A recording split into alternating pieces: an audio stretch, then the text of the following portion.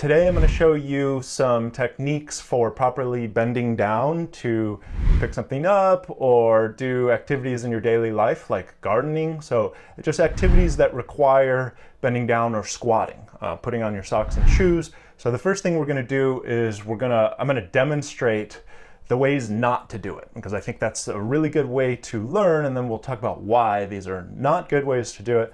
We'll talk about the research, and then I'll tell you and I'll show you the best techniques and my best advice for bending down and squatting activities. So I got this toilet paper roll here, and I'm using this as my example because I've often talked about how people can hurt their backs bending down to pick up something like a toilet paper roll, because it's not about the weight of the item or how heavy it is. Oftentimes it's about how you're using your body to lift something up. So it's the function that the way that you're using your body, not what you're doing, if that makes sense. So let's pick this up in a way that I don't recommend. So say my back's been hurting today and it's just not feeling very good, so I got to pick this toilet paper roll up. We need toilet paper, right? So I'm going to go like this.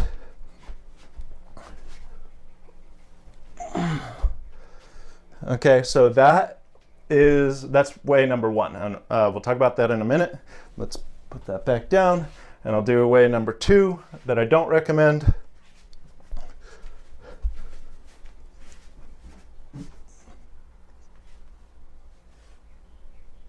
Okay, so what is wrong with these two methods? So the first method was the perfect example of FAB, fear avoidance behavior. And this is changing the way that you use your body because you're afraid of, or there's maybe an underlying fear of hurting your back. And actually that's one of the things that promotes the cycle of back pain more than anything else, is unhealthy movement patterns. And so it creates aberrant movement or just strange movements in our body, which contributes to the problem and makes it worse. So that was the way I kind of was like, I'm gonna do this without hurting my back. That's what's on my mind.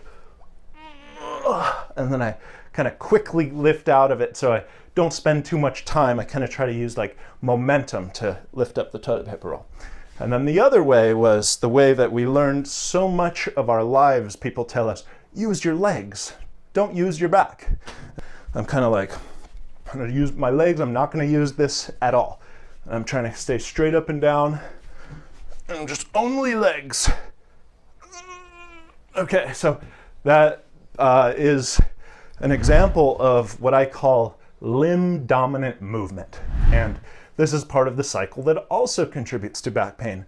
We actually want to completely shift away from limb dominant movement and develop core dominant movement. So this is moving towards the problem, not away from the problem. We have a problem here. It doesn't mean we should avoid using here. That's why it's a problem in the first place. That's how it gets weaker, by not using it. You don't use it, you lose it. So the very first thing I recommend, my best recommendation for properly picking something up, is to have confidence in your body and your ability to pick the thing up. That's number one. I said I would talk about the evidence. So there's been tons of research done on what is the best form, the best method for picking something up. Is it the deadlift? Is it the squat? Is it the stoop? Is it a weightlifting technique? What is it? And just overall, without getting into the details, there is no conclusion. There is no significant difference in the amount of pressure on your discs or any of the things that they measure. It's just no significant difference. So what that tells me is it's not about what you're doing to lift up the object. It's about how you're doing it. And what's important to me is that your spine is supported. So it's not about the technique that you use, but whatever technique you use, is your spine being supported by the small spinal support muscles that are inside your core, the deep core, what I call it. And so not only do you want your six-pack abs to be engaged, but if it's a light activity like toilet paper, you want those muscles underneath the six-pack abs. There's a group of them. You don't have to know the names to be able to use them. It's more of a feeling, and you have to learn that feeling, and that takes a little bit of time. But being able to have a connection to these muscles and know that they're on and the spine is supported makes it so that your spine can, your body can bend in any number of different ways, and you have a protected, stabilized spine that's not prone to injury. So that's a major thing that I wanted to talk about. And then another thing you need to know, so there's a lot in this video, and I'm sorry, but maybe you want to take notes. The other thing you want to know is that this motion is not spine motion. This is a hip hinge. It's all hips going into this. And so when I bend down to pick up this toilet paper roll, you can see a lot of people might think, oh, he's using his back, but I'm not really bending my back at all. I'm bending at the hips. I am using the muscles around here to support my spine, but the hips are designed for big ranges of motion. I'm using my glutes, I'm using my core, and my spine doesn't actually really move at all. It's a major hinge, like a door hinge in my body, and that's what I'm using. So don't be afraid of the hip hinge. Don't think it's using your back. And also, the other thing that you kind of want to know is, even if you do use your back a little bit, say I flex in my spine right here, it's actually not really that bad for the vast majority of people with back problems. If you have stenosis and your spine is closing down in the back, forward flexion, bending, actually opens that up. And so I have stenosis, I have spondy, I have degenerative disc disease, I've got all kinds of things, and this actually feels kind of good. And I'm not saying it's good for my spine, I'm just saying it's not bad, and there's a difference.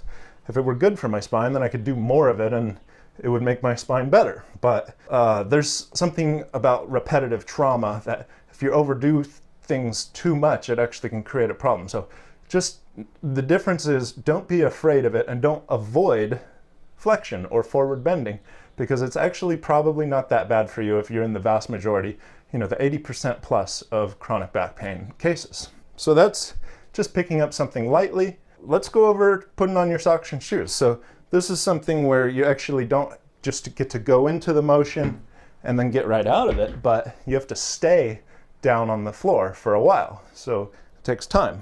And this would apply for gardening too. So if your back is like not feeling very good and you want to do it in the least impactful way, I recommend just actually getting one foot up on something, and you want to connect to your core as you lift your foot. So connect, lift, and then you can just kind of get your foot in there, right? So this might be the tricky part, is if you have the mobility to be able to do that, and then you can set it back down. Tie the shoe, blah, blah, blah, and that's a win.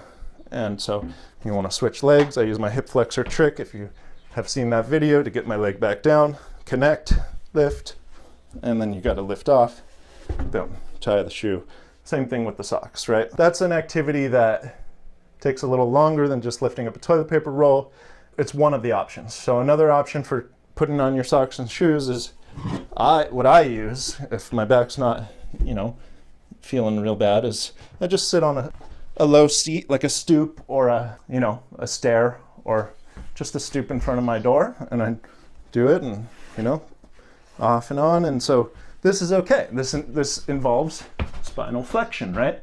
But I'm not afraid of it. So remember, confidence is very valuable for doing things in a healthy way that promotes your body getting stronger. So the low seat, the low stool, the stoop, whatever, is another option for socks and shoes. Let's talk about an activity where it's even longer time spent on the ground than putting on your socks and shoes. Let's talk about gardening. So gardening, you may be spending minutes down in a low position like this.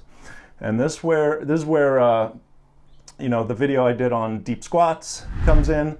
I'm not going to get into all the details, but you want to keep your heels connected to the ground if you can. If you don't need to and you have the balance, you can lift your heels off the ground. So one option is a low stool or stoop like this. You sit on a little rock or whatever and you do your gardening, but that might not be an option all the time. So let's say we don't have this. Another option is to just squat with your heels up. So if you can do that and you're not afraid of spinal flexion and you have the confidence and this doesn't hurt your back, squatting with your heels up, it requires a little bit of balance, but it allows you to, you know, this is my little tree here, and putting the soil around it and doing what I got to do. If you can't do this, then the trick I showed in that deep squat video is prop something under your heels. It'll give you a little bit of balance, and it'll give you more actually ability to relax into the position. So say you're out in your garden and it's not a perfectly even surface, or maybe you have a rock or a stepping stone, you can get that right under your heels. So I'll use this as like a fake rock little mat and get that right under my heels, and now my heels are connected. I'm really able to relax in this position, and it really props me up into a position where I can do things on the ground. I can do other activities. It doesn't have to be gardening. It could be, one student asked about petting and leashing up his dog. Like, this could work for that. So the deep squat is really valuable if you can get into it. It's something you may need to work up to, and it's something that's used heavily in lots of the world. In large parts of Asia, it's a normal sitting position, and these are the parts of the world that have a significantly decreased incidence of chronic lower back pain. To make that a goal is worth it.